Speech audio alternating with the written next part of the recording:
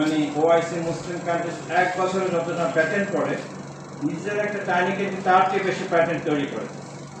Research innovation ওই দিকে যদি আমরা না যাই তাহলে আমরা হাত পেতে থাকবো। এই যে দেখেন সিম্পল একটা ফরচুনেটলি এবার এই যে আমরা সংস্কার কমিশনগুলো করছি, ফরচুনেটলি আমাদের 90% সংস্কার কমিশনের লোকজন ডায়াসপোরা বাংলাদেশ থেকে আমরা আমাদের মেধা ধরে নিয়ে এসেছি।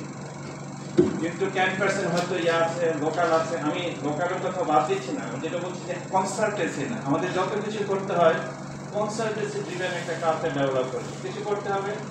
আমরাই কনসালটেন্সি দিয়ে বানিয়ে নেয় যাতে চাকরি শেষ হওয়ার পরে সেটা নিয়ে করতে পারি। আমি কথাটা কেন বললাম যে এন্টারপ্রেনারশিপ ডেভেলপ করার জন্য আমাদের ছেলেমেয়ে যারা এখন তাদের জন্য সুযোগ করে দিতে হবে। ইসলামী ব্যাকগ্রাউন্ড আমরা বলি ও মাই গড, কল্যাণমুখী ব্যবস্থা ইত্যাদি ইত্যাদি। বাইরে আমি ইসলামী ব্যাংকের থেকে আসলে আমি প্রফেসরও। ইসলামী ব্যাংকিংয়ে কল্যাণমুখী রাষ্ট্র ব্যবস্থা হবে না। আপনি ইসলামী ব্যাংকে যান এবং কনভেনশনাল ব্যাংকে যান, তারা তো ক্যাটার করে কর্পোরেট সেক্টরকে। যেই এন্টারপ্রেনারশিপ ডেভেলপ করার জন্য যে নন ব্যাংকিং ফাইন্যান্সিয়াল ইনস্টিটিউশনগুলো ডেভেলপ করা দরকার ছিল, এইটা আমরা ডেভেলপ করিনি। এটা আমাদের ন্যাশনাল ডেভেলপমেন্ট পলিসি তো নেই।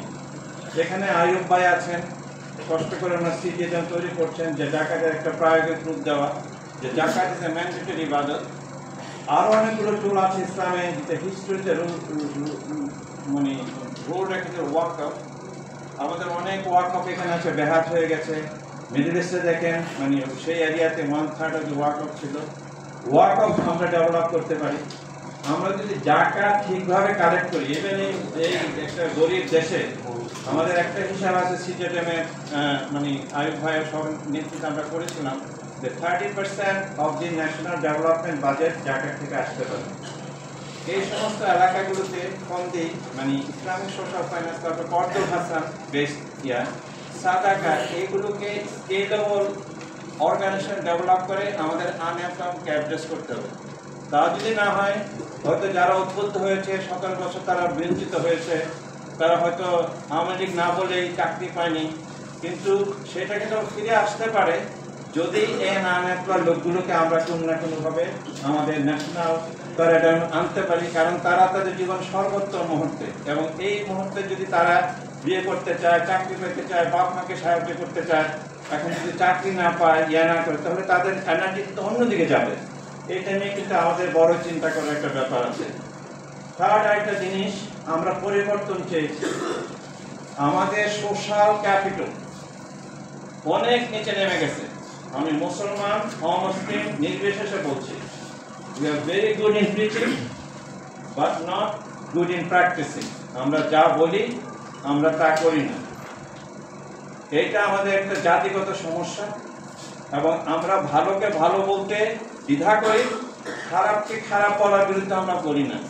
আমাদের সেই কণ্ঠস্বর বেরিয়ে আসতে হবে। আমি আশাবাদী যে জ্ঞানজি মিলেনিয়াল তারা কিন্তু কথা বলা শুরু করেছে।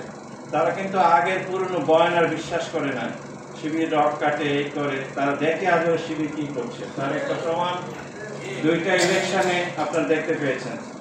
এই সোশ্যাল ক্যাপিটাল কিভাবে হবে? Religion is very good. আমি কিন্তু একজন রিলিজিয়নের মানে রিডার, আমি প্রত্যেকটা রিলিজিয়ন স্টাডি করি, প্রত্যেকটা রিলিজিয়নের মূল মন্ত্র ভালো।